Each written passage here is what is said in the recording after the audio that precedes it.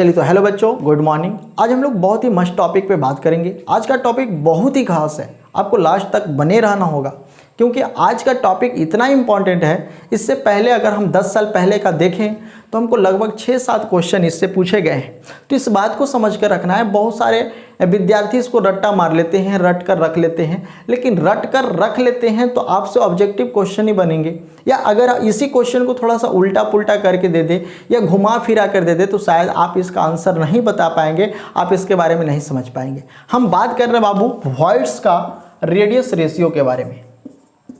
Voids का जो radius ratio होता है उसके बारे में आज हम लोग चर्चा करेंगे, किस तरह से हम लोग रेडियस रेशियो को कैलकुलेट करते हैं। अगर हम इसके रूल के बारे में देखें कि हम इसको कैसे कैलकुलेट करते हैं, यानी रेडियस रेशियो क्या है, इसको हम किस तरह से कवर करते हैं, तो इसके रूल के बारे में हम लोग अगले क्लास में देखेंगे कि आयनिक कंपाउंड से रिलेटेड जो रेडियस रेशियो होंगे उसका रूल क्या है। लेकिन आज हम लोग वॉइड्स का रेडियस रेशियो तैयार करने वाले हैं, निकालने वाले हैं, कैलकुलेट करके दिखाने वाले हैं और बिल्कुल बेहतर तरीके से आपको भी समझ में आएगा। तो यहाँ पर हमने पिछले क्लास में वॉइड्स को पढ़ाया था, समझाया था, अच्छे तरह से आप लोगों को कवर भी करवाया था कि वॉइड्स क्या है और वॉइड्स कौन कौन टेट्राहेड्रल और ऑक्टाहेड्रल वॉइड्स, ये पिछले क्लास में हमने बताया था भाई। और आप लोग को शायद समझ में भी आया होगा। जितने आसान तरीके से हमने बताने का कोशिश किया था वो हर एक स्टूडेंट को समझ में आया होगा, वो चाहे पहले कभी पढ़ा हो या नहीं पढ़ा हो उसको भी समझ में आया होगा। तो जो भी आज के क्लास में कर रहे हैं और उस क्लास को नहीं किए हैं तो जाकर पहले आप वॉइड्स से रिलेटेड क्लोज पैकिंग और वॉइड्स से रिलेटेड जो क्वेश्चन है या जो टॉपिक है, जो लेक्चर है, उसको आप जरूर देखिए, आपको हर एक बात समझ में आएगा। यहाँ पर वॉइड्स के बारे में हमने बताया था कि वॉइड्स है क्या। तो वॉइड्स का मतलब है खाली जगह, किसी द्वारा छेका गया क्षेत्र है, उसके बाद जो उसमें बचा हुआ क्षेत्र है, जो उसमें खाली स्थान बच रहा है, उसी को तो हम लोग वॉइड्स कहते हैं। और ये वॉइड्स हमको दो तरह के यहाँ पर दिखते थे, टेट्राहेड्रल यानी चतुष्फलकीय के रूप में दिखते थे, ऑक्टाहेड्रल यानी अष्टफलकीय के रूप में दिखते थे। जो पिछले क्लास में हम लोग दिखाए थे कि ऐसा क्यों होता है। जब हम लोग यहाँ पर दिखाए थे बाबू कि जब 3 परमाणु के ऊपर एक और परमाणु आ जाता है तो इससे जो वॉइड्स तैयार होता है ये वॉइड्स होता है टेट्राहेड्रल। आपको यहाँ पर बताया था बाबू कि जब 3 परमाणु के ऊपर 3 और परमाणु आ जाए तो इससे जो हम लोग के बीच में जो वॉइड्स तैयार होता है, इस वॉइड्स को हम लोग कहते हैं ऑक्टाहेड्रल। तो इसके बारे में हमने पिछले क्लास में बताया था, इसके ऊपर भी रहते हैं, इसके पीछे भी रहते हैं, तो टोटल 8 परमाणु हो जाता है। तो 8 परमाणुओं से बनने वाला जो वॉइड्स होगा उसे हम लोग ऑक्टाहेड्रल कहेंगे। 4 परमाणुओं से बनने वाला जो वॉइड्स होगा उसे हम लोग टेट्राहेड्रल कहेंगे। तो पिछले क्लास में हम इसके बारे में बहुत बेहतर तरीके से समझाया था, बताया था। लेकिन आज हम लोग देखेंगे आप रेडियस रेशियो के बारे में। अगर आप पिछला क्लास नहीं किए हैं तो जाकर कर लीजिएगा। इस क्लास के बाद पहले आप इस क्लास को कवर कर लीजिए। तो चलो सबसे पहले यहाँ पर हम टॉपिक बना लेते हैं, radius ratio of tetrahedral voids. Tetrahedral voids, इसको हिंदी में क्या कहेंगे बाबू? हिंदी में कहेंगे चतुष्फलकीय रिक्तियों का रेडियस रेशियो यानी त्रिज्या अनुपात। त्रिज्या अनुपात कैलकुलेट करने के लिए आज हम लोग देखने वाले हैं। तो चलो सबसे पहले हम लोग किसी भी वॉइड्स को तैयार करने के लिए हमको यूनिट सेल बनाना होगा ताकि परमाणुओं का संग्रह हो पाए, परमाणुओं को पहचान पाए। तो चलो हमारे पास एक यूनिट सेल है, थोड़ा और इधर दिखा देते हैं ताकि आप लोग को अच्छे से बड़ा बड़ा दिखाई दे, समझ में आए। तो यहाँ पर हमारा एक यूनिट सेल तैयार हो गया।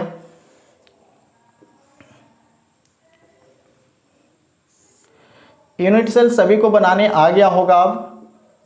तो इस यूनिट सेल में अगर हम टेट्राहेड्रल वॉइड्स बनाना चाहते हैं तो वॉइड्स कब बनेगा? जब इधर से भी परमाणु, इधर से भी परमाणु, इधर से भी परमाणु, इधर से भी परमाणु और बीच में कुछ खाली स्थान रहेगा, बीच में कुछ खाली स्थान रहेगा, तब ना वो वॉइड्स का निर्माण करेगा। खाली स्थान यानी परमाणुओं के बीच में जो खाली स्थान होता है उसी को तो हम लोग वॉइड्स कहते हैं। तो चलो बाबू यहाँ भी परमाणु होगा, मान लेते नहीं होगा, यहाँ भी परमाणु होगा। तो अगर हम इस परमाणु से इस परमाणु के बीच में जाएंगे तो हमको एकदम कंफर्म है कि सब जब परमाणु आपस में मिलेगा, परमाणु तो बड़ा बड़ा होगा ना, ऐसा बड़ा बड़ा परमाणु, सब आपस में परमाणु एक दूसरे से सटे होते। ऐसे सटे सटे होते हैं। तो देखो बीच में वॉइड्स मिल रहा है ना, तो इसी वॉइड्स के बारे में तो बात करना है। तो हमको टेट्राहेड्रल बनाना है, तो टेट्राहेड्रल यहाँ पर दिख रहा है। तो यहाँ पर हम वॉइड्स को देखेंगे बाबू, तो हमारे पास ए भी परमाणु है, ठीक है, यहाँ पर ए भी परमाणु है, ए भी परमाणु है, और ए परमाणु है तो बीच में वॉइड्स है। तो वॉइड्स जो भी बचे हमको उससे लेना देना नहीं है, वॉइड्स जो भी बचे हमको इसके रेडियस और इसके जो परमाणु है इसके रेडियस के बीच में जो हमको रेशियो निकलने वाला है उसी के बारे में आज हम लोग देखने वाले हैं। तो चलो बाबू सबसे पहले हम इसके बारे में समझते हैं कि इसमें हम कैसे काम करेंगे। तो इसका नाम दे देते हैं ए बी सी, और हमको इससे तो मतलब है नहीं, हमको मतलब यहाँ से है, इस वाले परमाणु से, तो हम इसको कर देते हैं डी, जो हम लोग एक तरह से बीसीसी में भी देखे थे पिछले क्लास में। जब हम लोग बीसीसी पढ़े थे तो उसमें हम लोग देखे थे। तो यहाँ पर हमको एक चीज़ मानना पड़ेगा, चलो यहाँ पर लिख देते हैं, माना कि यूनिट सेल का भुजा कह देते हैं। ये जो हमको भुजा मिल रहा है, यूनिट सेल का भुजा को किससे डिनोट करते हैं? ए है भुजा क्या है बाबू? ए है, तथा ये जो हमको दिखाई दे रहा है ये क्या दिखाई दे रहा है? रिक्ति। ये जो बीच में हमको मिल रहा है ये क्या है? रिक्ति है, वॉइड्स है, तथा वॉइड्स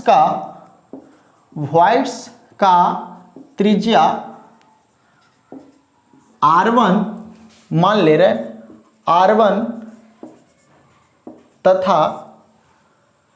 तथा परमाणु का, ये जो हमको परमाणु मिल रहा है, गोला मिल रहा है, परमाणु का एटम्स का त्रिज्या R2 है। चलो इस बात को हमने मान लिया कि यूनिट सेल का जो भुजा है वो ए है, वॉइड्स का जो त्रिज्या है वो R1 है, तथा परमाणु का जो त्रिज्या है R2 है। यानी कहने का मतलब इसका जो परमाणु दिखाई दे रहा है इसका त्रिज्या R2 है, इसका जो परमाणु दिख रहा है इसका भी त्रिज्या R2 है, और ये जो आपको दिख रहा है इसका त्रिज्या R1 है। तो इसका दो तरफ त्रिज्या मिल रहा है, तो R1। चलो इसको हम थोड़ा सा और बड़ा कर देते हैं।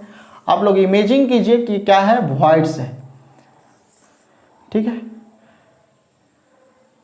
तो इधर R1 और इधर भी R1, ठीक है। ये हमारा क्या है? रिक्ति है, यहाँ से यहाँ तक। अब हमको इसमें काम करना है, तो चलो सबसे पहले हमको यहाँ से यहाँ आने के लिए हमको कहाँ जाना होगा? सबसे पहले ए से सी के बीच में जाना होगा, फिर सी से डी के बीच में आना होगा। ए से सी जाने के लिए ए बी सी और उसके बाद डी। तो हम इस तरह से पहले भी काम कर चुके हैं। तो चलो बाबू सबसे पहले हम लोग देखेंगे त्रिभुज ए बी सी में। तो यहाँ पर एक चीज़ हमको और दिखाई दे रहा होगा कि ए है सी है, यहाँ पर भी परमाणु, यहाँ पर भी परमाणु, इसके अंदर वाला देखें तो R2 और इसके अंदर वाला भी देखें तो R2 है ना, इसके अंदर वाला तो R2। जो हमको कॉर्नर पे परमाणु मिल रहा है उसका जो हम लोग त्रिज्या लिए हैं, देखो जो परमाणु है उसका त्रिज्या क्या लिया है? R2 लिया है। तो A और C के बीच में दूरी जब देखेंगे तो हमको क्या मिलेगा? R1 जोड़ R1 यानी सॉरी R2 जोड़ R2 यानी AC इक्वल टू क्या मिल जाएगा? 2R2। तो यहाँ पर हमको AC इक्वल टू क्या मिल गया? 2R2। अब हमको AC निकालना है, तो AC निकालना है तो AC इक्वल टू क्या हो जाएगा? रूट अंडर, चलो इधर दिखा देते हैं। त्रिभुज ABC में किसका निकालना, क्या निकालना है? AC equal to root under AB का स्क्वायर जोड़ BC का स्क्वायर, ठीक है। AC इक्वल टू क्या मान दे दिया? 2R2 इक्वल टू AB का मान कितना? A भी है, क्योंकि हमने बताया है कि भुजा क्या है? A है, तो A का स्क्वायर जोड़ A का स्क्वायर। 2R2 इक्वल टू बाबू रूट अंडर 2A स्क्वायर। अगर हम इसको बाहर निकालते हैं तो 2R2 equal to root 2A। अगर हम लोग R2 इक्वल टू देखते हैं बाबू तो रूट 2A/2।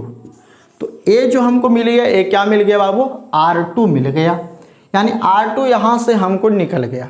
अब जब R2 निकल गया तो हम R1 भी निकल सकते हैं ना, R2 निकल गया तो R1 भी निकाल सकते हैं। तो अब हमको कहाँ चलना होगा, अब हमको चलना होगा ACD में, त्रिभुज ACD में। तो चलो बाबू इधर चलते हैं, त्रिभुज ACD में हमको क्या निकालना है, हमको निकालना है AD।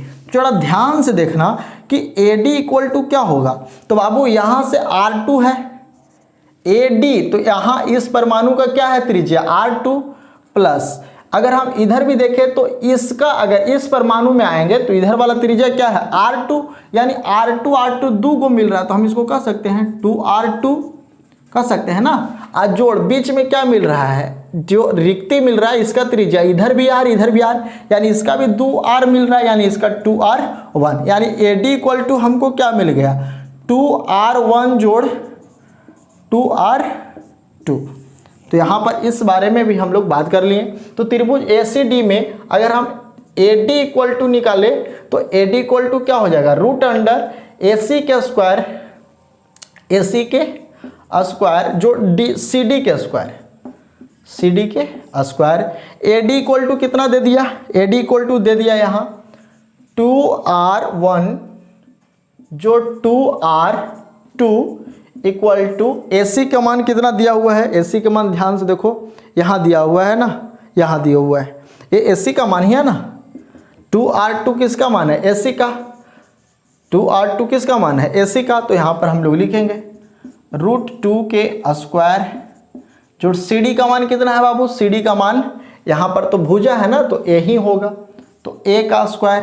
तो यहाँ पर देख लो बाबू दो दो कॉमन ले लें, 2R1 plus R2 equal to यहाँ पर क्या हो जाएगा बाबू √2 तो 2A स्क्वायर जोड़ A स्क्वायर, यानी 2R1 plus R2 equal to √3A हो सकता है ना, 2 1 3 तो 3A स्क्वायर, तो बाहर निकालेंगे तो √3A। अगर हम लोग यहाँ पर और आगे चले तो R1 plus R2 equal to क्या हो जाएगा √3A/2। तो यहाँ पर एक चीज़ हमको ध्यान दे लेना, यहाँ पर R2 निकाले तो R2 को हम लोग समीकरण 1 मान लेते हैं, और यहाँ पे जब हम लोग R1 प्लस R2 किए तो क्या आया बाबू √3A/2, इसको हम समीकरण 2 मान लेते हैं। तो चलो इसको यहाँ तक अगर आप अच्छे से समझ गए हैं, अगर आप यहाँ तक इस बात को अच्छे से कर लिए हैं तो आपको आगे का बात भी समझ में आएगा। तो जल्दी से आप इतने को कॉपी में नोट डाउन करें, इसके बाद कुछ और हम लोग देखते हैं। चलो यहाँ पर अगर आप लोग को समझ में आता है, चलो यहाँ पर आप नोट करो, इसको हटाते हैं, यहाँ पर हटाते हैं, चलो जल्दी से नोट करो। चलो नोट कर लिया, चलिए इधर से हटाते हैं, यहाँ से ये भी हटा दे।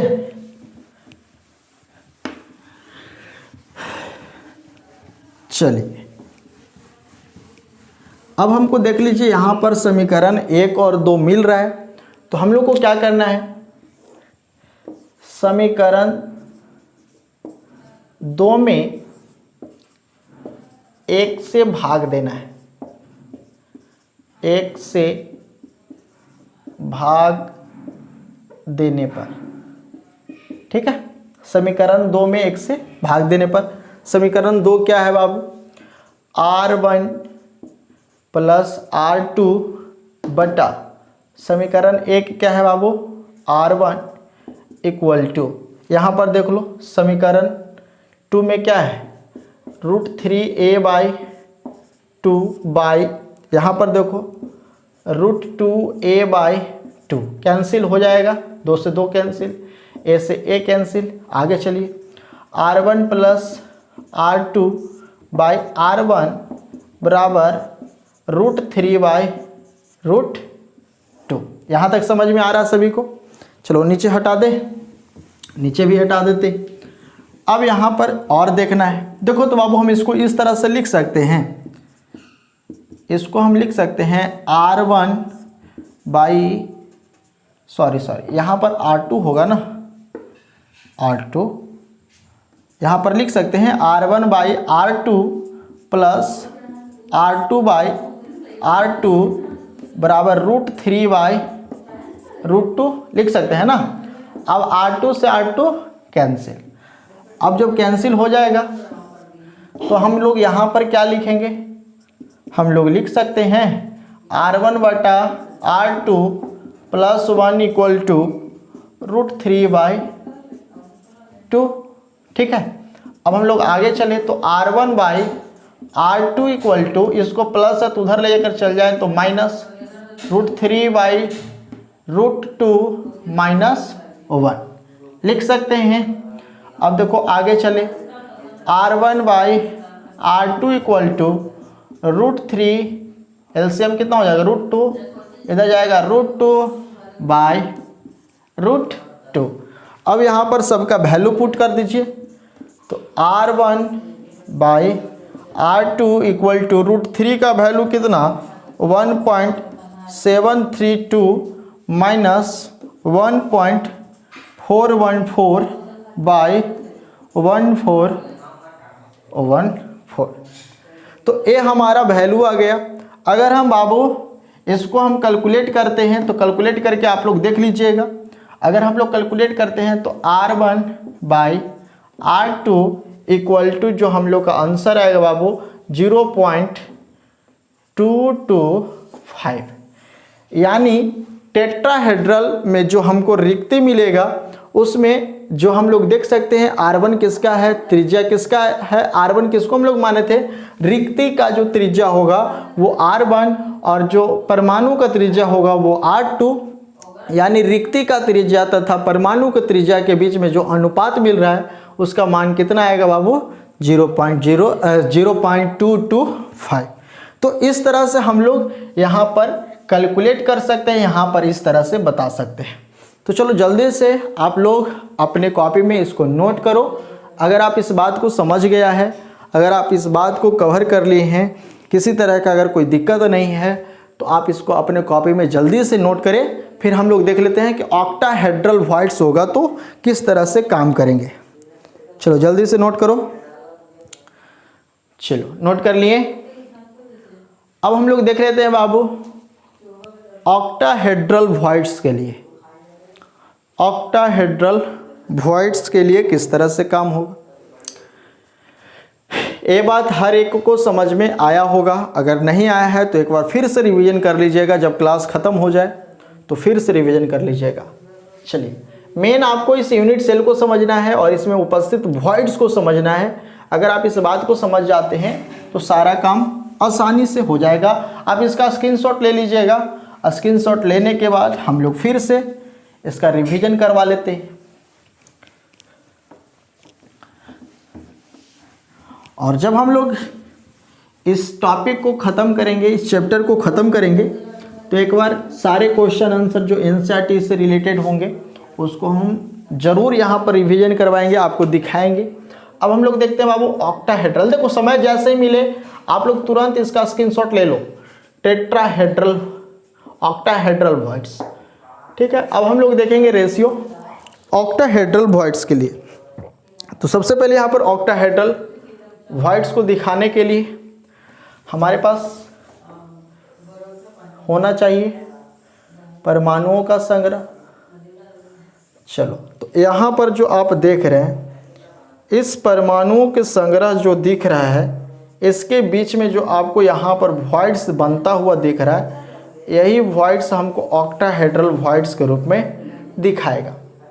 तो हमको क्या पता करना है, इस वॉइड्स का रेशियो। चलो मान लेते हैं, यहाँ से इसको हटा देते हैं। ये जो हमको वॉइड्स दिख रहा है ना, इस वॉइड्स का रेशियो और यहाँ पर जो आपको परमाणु दिख रहा है ना, इस परमाणु के रेशियो, यानी दोनों के बीच में हमको रेशियो कैलकुलेट करना है कि रेशियो क्या होगा, और इस तरह से हम लोग कैलकुलेट कर सकते हैं। तो चलो मान लेते हैं ए, बी, सी और इसको डी। तो यहाँ पर फिर से वही बात, माना कि यूनिट सेल का edge length, edge length a है, रिक्ति वॉइड्स का त्रिज्या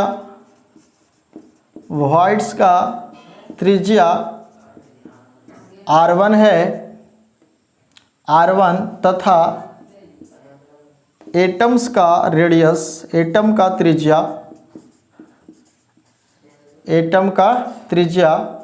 r2 है। ठीक है, इस बात को हमने मान लिया। अब जरा ध्यान से देखना कि अगर हम AC निकालना चाहें तो हमको क्या क्या मिलेगा, तो हमको मिलेगा A, तो यहाँ वाले परमाणु जो इसका त्रिज्या है इसको हम लोग R2 मान लेंगे। यहाँ से जो परमाणु मिल रहा है इसका त्रिज्या को हम लोग R2 मान लेंगे। यहाँ पे जो हमको मिल रहा है रिक्ति इसका हम R1 मान लेंगे, तो R1। अब हमको यहाँ पर AC कैलकुलेट कर लेना है। तो सबसे पहले यहाँ पर हमको एक बात को और देख लेना है कि यहाँ पर जो हमारा मिलने वाला AB होगा वो क्या होगा, यहाँ पर हम लोग किस तरह से काम कर पाएंगे। यानी सबसे पहले यहाँ पर अगर हम A को कैलकुलेट करना चाहते हैं कि हमारा A क्या होगा, क्योंकि यहाँ पर सब परमाणु एक दूसरे से सटा हुआ है, उसमें तो हटा था ना, यानी कि बीच वाला के देखना था, तो बीच वाला वहाँ पर नहीं था। लेकिन यहाँ पर अगर हम देखेंगे, अगर हम यहाँ से यहाँ के बीच का A मानते हैं तो A के लिए तो हमको कैलकुलेट करना होगा कि A का मान कितना है। तो यहाँ देख लो A, तो यहाँ से यहाँ त्रिज्या इसका R2 और यहाँ से यहाँ त्रिज्या इसका R2, यानी अगर हम A निकालना चाहेंगे तो AB इक्वल टू क्या मिल रहा है बाबू, R2 जोड़ R2, यानी इस परमाणु का त्रिज्या यहाँ से यहाँ मिल रहा तो इसका R2 और यहाँ से यहाँ इसका मिल रहा तो इसका R2, यानी AB इक्वल टू 2R2। अब देखो तो AB क्या है, एज लेंथ है ना, और एज लेंथ को हम लोग किससे डिनोट करते हैं, A से डिनोट करते हैं, तो A इक्वल टू 2R2। यहाँ पर हमको इस बात पे ध्यान देना है, इस बात पे हमको कवर करना है कि A इक्वल टू क्या होने वाला है। अब चलो बाबू हमको यहाँ पर क्या निकालना है, AC निकालना है। तो AC इक्वल टू क्या हो जाएगा, AC इक्वल टू वही बात रूट अंडर AB के स्क्वायर जोड़ BC के स्क्वायर।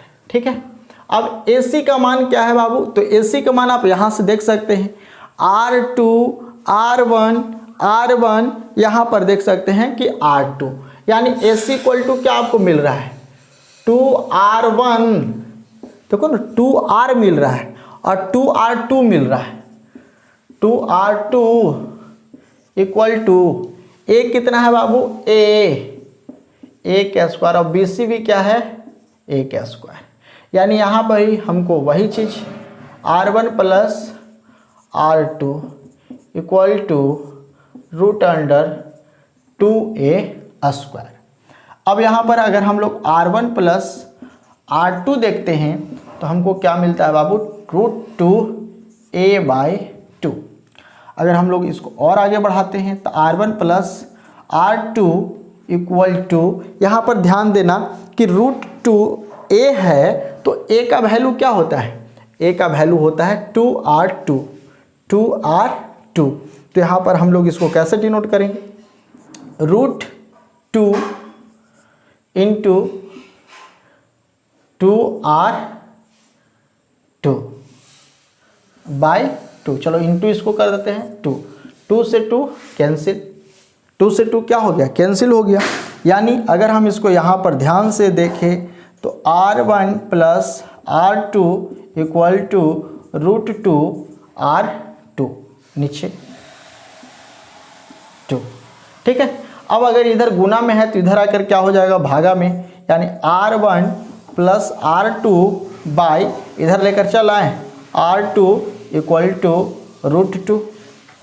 यहाँ पर मिल गया R1 प्लस R2 बटा R2 equal to root 2।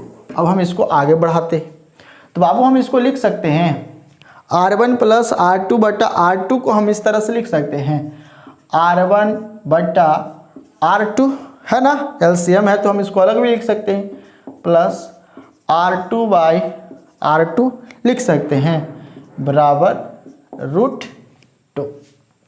Babu R2 से R2 कैंसिल, यानी इसको हम कैसे लिखेंगे R1/R2 इक्वल टू, चाहे यहाँ पर +1 इक्वल टू रूट 2 आगे बढ़ाएं तो R1/R2 इक्वल टू √2, इधर प्लस में तो इधर जाकर माइनस में। यहाँ पे बाबू R1/R2 √2 का मान कितना होता है, अभी हम पिछले क्लास में बताए थे, पिछले बार में पिछला जो बता रहे थे उसमें बताए थे ना 1.414 माइनस कितना बाबू 1, यानी R1/R2 इक्वल टू जो वैल्यू होगा 414, यानी ऑक्टाहेड्रल में जो वॉइड्स मिलने वाले हैं उस वॉइड्स का जो मान होने वाला है, जो रेशियो होने वाला है, रेडियस रेशियो होने वाला है, वो क्या होगा बाबू 0.414। अब इससे एक बात तो हमको साफ साफ पता चलता है, क्या पता चलता है कि जो ऑक्टाहेड्रल का वॉइड्स होता है, जो ऑक्टाहेड्रल का वॉइड्स होता है वो टेट्राहेड्रल के वॉइड से, यानी टेट्राहेड्रल वॉइड से बड़ा होता है। क्या होता है, ऑक्टाहेड्रल का जो वॉइड्स होता है वो टेट्राहेड्रल वॉइड से बड़ा होता है। तो यहाँ पर हम इस चीज़ को समझे हैं, अच्छे से समझे हैं कि किस तरह से हम लोग रेडियस रेशियो कैलकुलेट कर पाते हैं।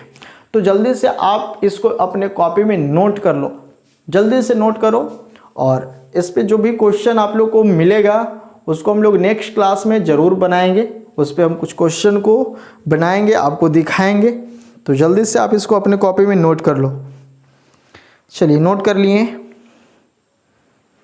अब आपको यहाँ पर समझ में आ गया होगा कि R1 क्या है। R1 क्या है बाबू, रिक्ति का त्रिज्या है, और R2 क्या है, गोला का त्रिज्या है। यानी अगर आपसे यहाँ पर पूछेगा कि ऑक्टाहेड्रल में वॉइड्स और एटम का रेडियस का मान क्या होगा, तो आप क्या बताइएगा भाई 0.414। तो इस बात को आपको याद करके रख लेना है। चलो यहाँ पर लिख देते हैं, जल्दी से इसको आप स्क्रीनशॉट ले लो, नोट कर लो। यहाँ पर दिखा देते हैं कि अगर हम लोग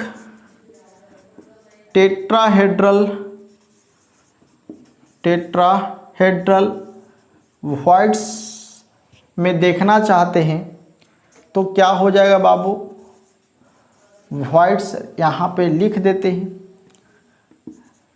रेडियस ऑफ वॉइड्स। चलो नोट कर लिया।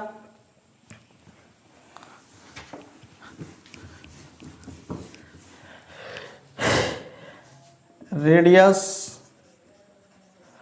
Of voids by radius of